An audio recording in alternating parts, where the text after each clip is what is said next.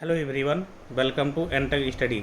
इस लेक्चर में हम फिजिक्स का चैप्टर 2 यानी कि वेक्टर और स्केलर के बारे में स्टडी करेंगे, जो कि बहुत ही इम्पोर्टेंट है हमारे RRC group D, NTPC, DRDO, NTDO का फॉर्म आया था जिसमें बहुत ही वेटेज है साइंस का। तो और भी एग्ज़ाम्स जो होते हैं जिसमें भी साइंस पूछा जाएगा, सबके लिए बहुत ही हेल्पफुल होने वाला है। इसके लिए आपको क्या करना है, एनटेक स्टडी को सिंपली सब्सक्राइब करना है और हमारे इस लेक्चर को लाइक करना है। सबसे पहले हम देख लेते हैं कौन कौन सा टॉपिक इम्पोर्टेंट है जो कि हम इस चैप्टर में स्टडी करेंगे और हमारे एग्ज़ाम्स में पूछा जाता है। तो केवल एग्ज़ाम को हम ध्यान में रख करके उन्हीं टॉपिक पर वीडियो बना रहे हैं जो कि इम्पोर्टेंट है, और बहुत ही ज़्यादा डीप में हम इसको स्टडी नहीं करेंगे क्योंकि जिस लेवल का क्वेश्चन पूछा जाता है उससे भी एक लेवल अप हम स्टडी करेंगे। जैसे वेक्टर क्वांटिटीज़ यानी कि सदिश राशियाँ, स्केलर क्वांटिटीज़ अदिश राशियाँ, रिप्रेजेंटेशन ऑफ वेक्टर यानी कि जो सदिश राशियाँ हैं उनका निरूपण कैसे करेंगे, उनके परिमाण का निरूपण कैसे करेंगे, representation of magnitude of A vector, vector algebra और यूनिट वेक्टर। ठीक है, कंपोनेंट ऑफ वेक्टर क्या कौन कौन से होते हैं और उस पे बेस्ड न्यूमेरिकल कौन कौन से पूछे जाते हैं, उन सबको हम थोड़ा सा स्टडी करेंगे। तो सबसे पहले हम देखिए, आपका नोट्स प्रिपेयर है आपको, ताकि जल्दी से ये चैप्टर कंप्लीट हो, इस पर्पज़ से आपका टाइम ना वेस्ट हो और आप इसको देख करके अच्छे से नोट्स भी बनाते चलें और अच्छे से स्टडी करते चलें। जैसे सबसे पहले हम देखते हैं सदिश और अदिश राशियाँ, जो हमारा चैप्टर है उसमें हम सबसे पहले हमारा टॉपिक आता है सदिश राशियों का। सदिश राशियाँ यानी कि वेक्टर क्वांटिटीज। तो जो सदिश राशियाँ होती हैं हमारी, उसमें दिशा की आवश्यकता होती है, यानी कि उनको जो वो भौतिक राशियाँ जिन्हें हम रिप्रेजेंट करते हैं उनके लिए हमें दिशा की आवश्यकता पड़ती है और परिमाण की भी आवश्यकता पड़ती है। मतलब दिशा के साथ साथ उनका परिमाण क्या है, मैग्नीट्यूड क्या है, दोनों की ज़रूरत पड़ती है, तो उसे हम सदिश राशियाँ कहते हैं। तो सदिश राशियाँ जो हैं हमारे, वो बीजगणित के जो सिंपल बीजगणित हम पढ़ते हैं उनके रूल्स को फॉलो नहीं करती है। एग्ज़ाम में काफ़ी एग्जाम्पल पूछे जाते हैं, तो कुछ एग्जाम्पल मैंने यहाँ पे दिया है। जैसे बल, विस्थापन, वेग, संवेग, त्वरण, कोणीय वेग, चुंबकीय तीव्रता, विद्युत तीव्रता, भार हो गया, चुंबकीय क्षेत्र, विभवांतर और गुरुत्वीय त्वरण, ये सब सदिश राशियों के अंतर्गत आते हैं।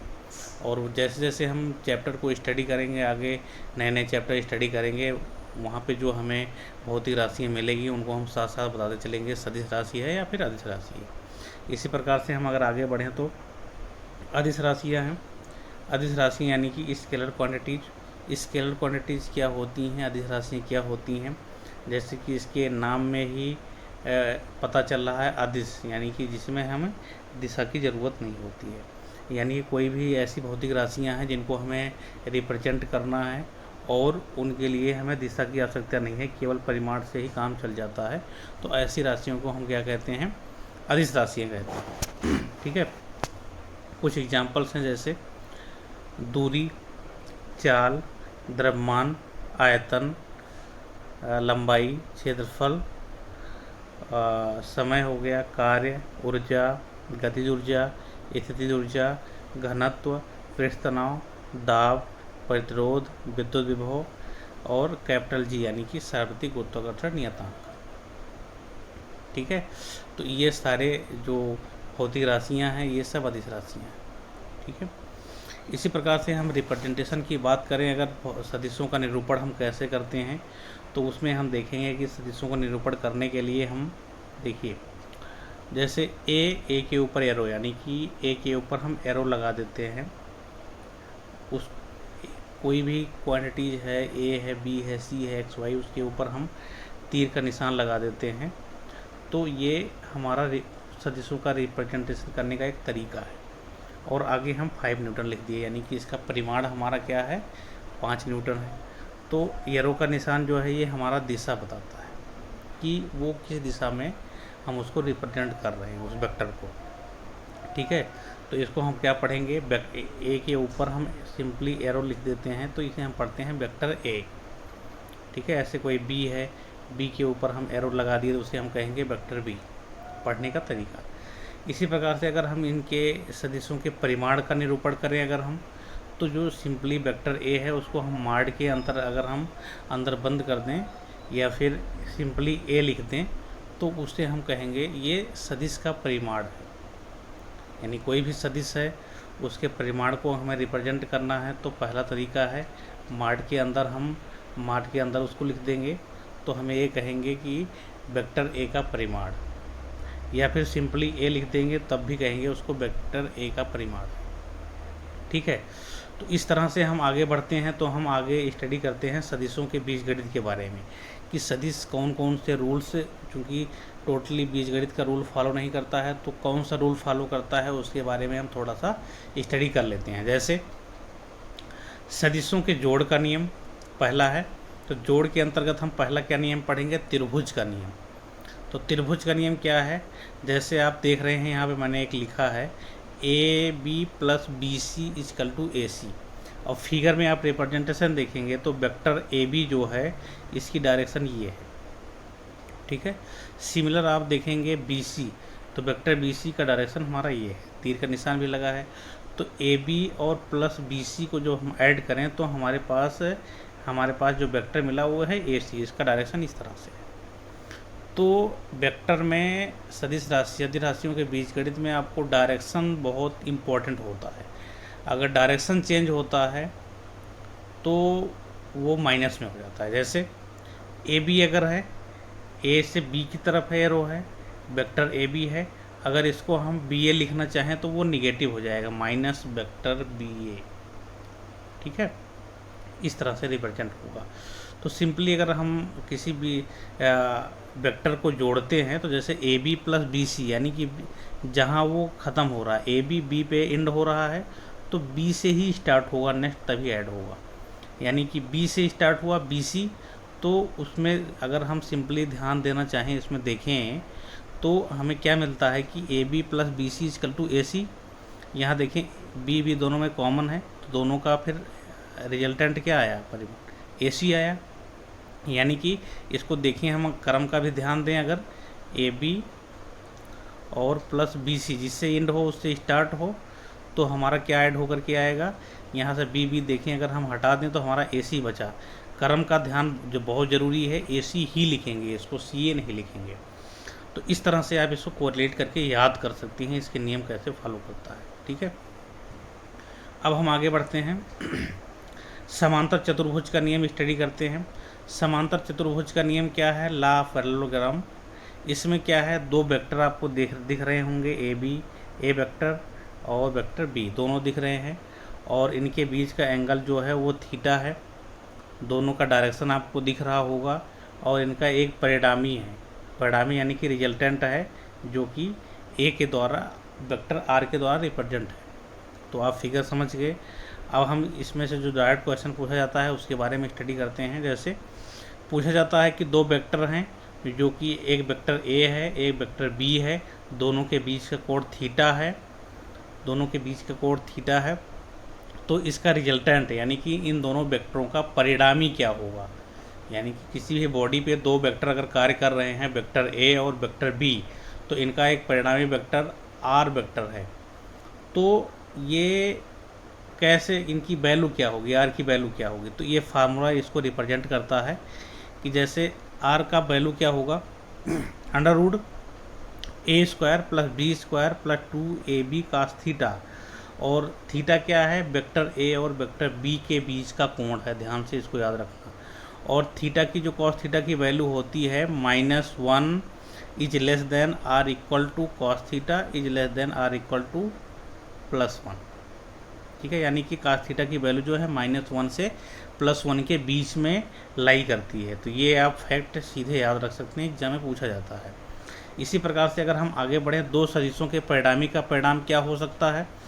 दो सदिश अगर किसी बॉडी पर एक्ट कर रहे हैं तो उनके परिणामी का परिमाण क्या होगा, 0 कभी नहीं होगा, माइनस कभी नहीं होगा, यानी कि उनका कुछ ना कुछ रिजल्टेंट होगा। ठीक है, कुछ ना कुछ वैल्यू आएगी, यानी कि अगर आप फोर्स लगा रहे हैं तो 0 के बराबर नहीं होगा, ना ही निगेटिव होगा, मतलब यानी कि कुछ ना कुछ वैल्यू आपको वहाँ से मिलेगा। अगर मैक्सिमम की बात करें, अगर बॉडी पे दो वेक्टर ए और वेक्टर बी लग रहे हैं, उसका रिजल्टेंट आर वेक्टर है, तो अधिकतम परिणामी बल कितना होगा, न्यूनतम परिणामी कितना होगा, परिणामी का परिमाण।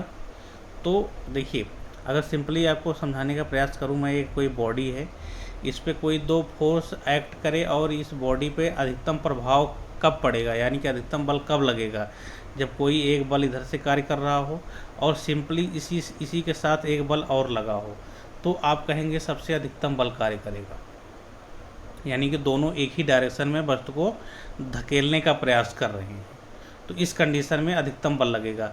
अगर कोई सपोज दूसरा एग्जांपल लें, अगर आप समझने का प्रयास करें ज़रा, ये कोई पिंड है, इस पर कोई इधर बल लगा रहा है और कोई इस साइड बल लगा रहा है, तो इसका जो परिणामी रिजल्टेंट फोर्स होगा वो कम होगा एज कंपेयर टू एक ही डायरेक्शन में दोनों लोग फोर्स लगा रहे हैं।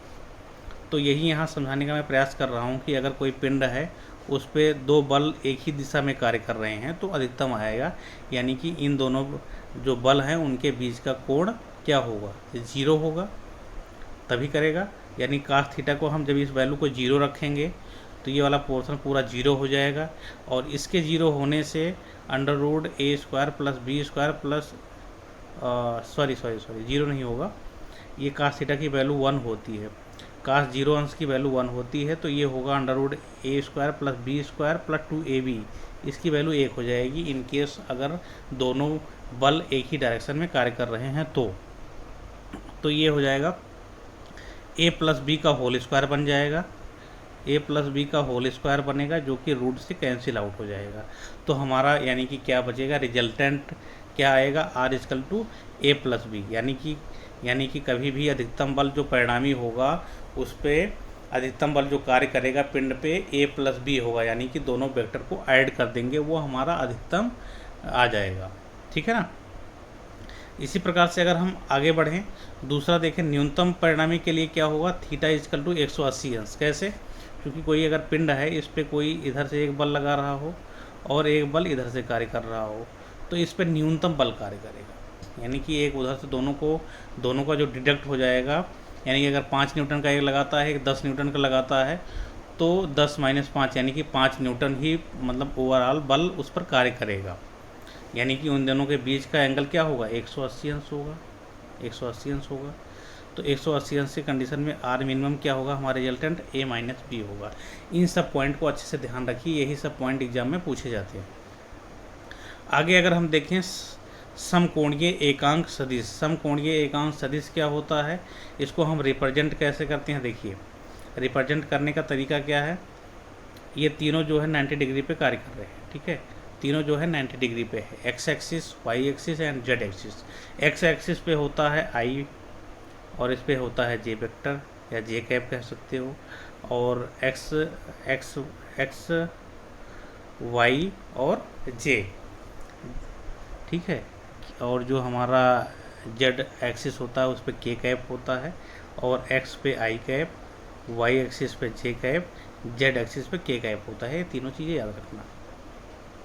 अब हम किसी वेक्टर का रिप्रेजेंटेशन करते हैं 3D में, तो देखिए वेक्टर ए क्या होगा, एक्स आई कैप प्लस वाई जे कैप या जे वेक्टर कह सकते हो प्लस जे कैप, इस तरह से रिप्रेजेंट करते हैं अगर कोई वेक्टर है तो।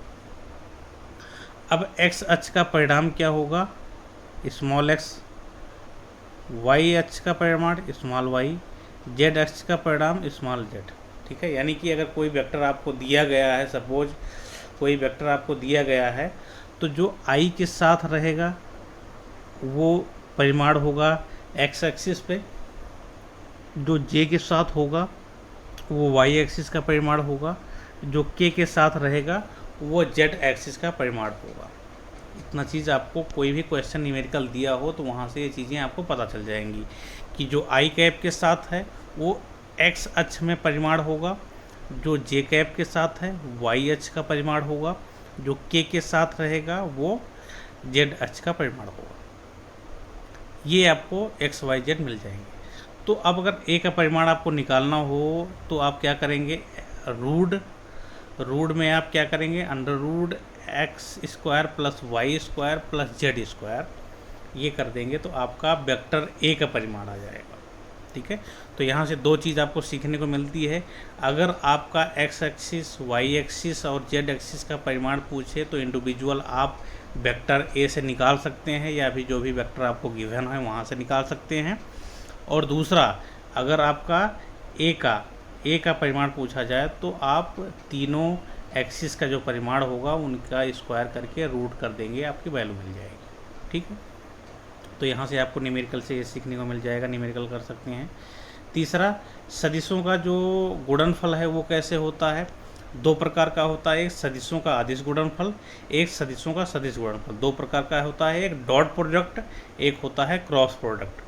जो सदिशों का अदिश गुणनफल होता है यानी कि दो सदिश हैं उनका अदिश गुणनफल, उसको हम डॉट प्रोडक्ट कहेंगे। और दो सदिशों का जो सदिश गुणनफल होगा उसे हम क्रॉस प्रोडक्ट कहेंगे। ठीक है, तो अब इसमें देखेंगे जैसे एक वेक्टर ए है, दूसरा वेक्टर बी है, इसके बीच का कोण थीटा है। तो हम इस कंडीशन में क्या कहेंगे, इन दोनों का डॉट प्रोडक्ट जो होगा क्या होगा, a dot b equal to a b cos theta. यानी कि ए जो है परिमाण है उसका आपको पता है, बी वेक्टर का बी परिमाण है और थीटा जो है उन बीच का एंगल है। ये आप सिंपली रख देंगे तो आपको वैल्यू पता चल जाएगी। और यहाँ पे एक पॉइंट आपको ये पता होना चाहिए, सदिशों का अदिश गुणनफल अदिश होता है। यानी किसी भी सदिशों का जो अदिश गुणनफल होगा वो हमेशा अदिश होगा, ये आप याद रखें। ठीक है, अब अगला पॉइंट, सदिशों का सदिश गुणनफल यानी कि क्रॉस प्रोडक्ट कहेंगे हम इसको। दो वेक्टर सेम है, ए और बी, इनके बीच का कोण थीटा है, तो ए क्रॉस बी इसको पढ़ेंगे। A cross b equal to क्या होगा, a b sine theta n cap, जहाँ एन कैप क्या है आपका एक यूनिट वेक्टर है, एन कैप आपका यूनिट वेक्टर है। ठीक है, तो यहाँ से दो तीन चीज़ें आपको ये सीखनी होगी कि दो सदिशों का अगर आप सदिश इंटू सदिश करते हो तो आपको सदिश प्राप्त होगा। ठीक है, और अदिश इंटू अदिश करते हो तो आपको अदिश प्राप्त होगा। लेकिन सदिश इंटू सदिश करने पे आपको अदिश यहाँ पे मिल सकता है, यानी कि अदिश और सदिश कुछ भी मिल सकता है। ठीक है, तो ये दो पॉइंट आप याद रखते हैं और वही पॉइंट मैंने यहाँ पे लिखा है। देखिए, दो सदिशों के गुणनफल से प्राप्त राशि सदिश होगी या फिर अदिश होगी। यानी कि दो वेक्टर को आप मल्टीप्लाई करते हो, गुणनफल उनका सदिश होगा या फिर अदिश होगा। लेकिन अगर आप दो अदिश को गुणा करते हो तो हमेशा अदिश प्राप्त होगा। तो ये आपका ऑब्जेक्टिव क्वेश्चन बनता है कभी कभी। तो अब हम बात कर लेते हैं सदिशों के वियोजन के बारे में, हम कैसे मतलब वियोजित करते हैं सदिशों को। जैसे ये सिंपली एक तरह से ट्रिग्नोमेट्री है। अगर कोई एक एक्स एक्सिस है, वाई एक्सिस है और एक वेक्टर कार्य कर रहा है वेक्टर पी, और वो एक्स एक्सिस से उससे एंगल बना रहा थीटा। ध्यान से देखना कि जो एंगल है वो कहाँ से बना रहा है। एक्स एक्सिस से थीटा एंगल पे कार्य कर रहा है पी वेक्टर, तो एक्स अक्ष की दिशा में इसका परिमाण क्या होगा, पी का थीटा। यानी कि जिस एक्सिस से वो एंगल बना रहा होगा, जिस एक्सिस से जिस एंगल पे कार्य कर रहा होगा, उस एक्सिस में उसका वियोजन क्या होगा, पी का थीटा। यानी कि उसके साथ पी का थीटा लगेगा। और वाई एक्सिस में अपोजिट वाला जो डायरेक्शन होगा, दूसरा वाला जो दूसरा एक्सिस होगा उसके साथ पी साइन थीटा होगा। बस सिंपली आप ये याद रख सकते हैं। और इसका वियोजन के लिए आप डेरिवेशन भी कर सकते हैं ट्रिग्नोमेट्री रूल से, तो उससे भी आपको ये प्राप्त हो जाएंगी चीज़ें। ठीक है, तो इस लेक्चर में इतना ही। ये लेक्चर में जो इम्पोर्टेंट फैक्ट हैं वेक्टर, सदिश राशियों के, अदिश राशियों के, जो कि हमारे ऑब्जेक्टिव लेवल पे जो भी कि क्वेश्चन ग्रुप डी हुआ, एनटीपीसी हुआ या कोई भी एग्ज़ाम हुआ जो ऑब्जेक्टिव लेवल के क्वेश्चन पूछे जाते हैं, वो मैंने सारे डिस्कस किया है। और लास्ट टॉपिक जो है न्यूमेरिकल, तो अभी हम सबसे पहले थ्योरी कवर करते हुए जा रहे हैं। न्यूमेरिकल का जो हम आपको एक सेपरेट लेक्चर प्रोवाइड करेंगे जिसमें हम केवल चैप्टर वाइज न्यूमेरिकल फार्मूला ही डिस्कस करते जाएंगे। ठीक।